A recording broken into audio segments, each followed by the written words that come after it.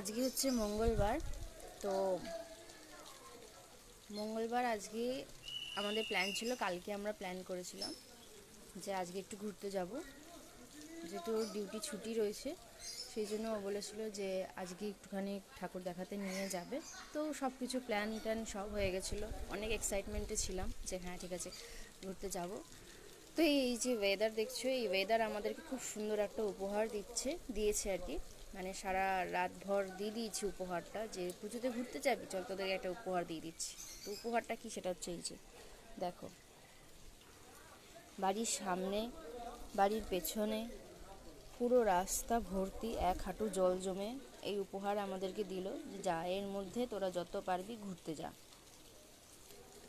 তো সকালবেলা যখন কালকে রাত্রিবেলা বৃষ্টি হচ্ছিল, অগাধ বৃষ্টির সময়, তখন আমি বুঝতেই পেরেছিলাম যে যাওয়াটা সম্ভব না। তবুও বুঝতে পারিনি যে এতটা পরিমাণ বৃষ্টি হবে, কারণ কন্টিনিউ 3-4 মাসে যেরকম বৃষ্টি হচ্ছে জল জমেনি, কিন্তু এইবার এই জলটা জমেছে।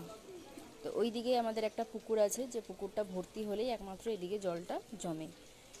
তো এই যে ওয়েদার, আমাদের আবহাওয়া, প্রকৃতি আমাকে আজকে এই উপহারটা দিয়েছে, তার জন্য ধন্যবাদ।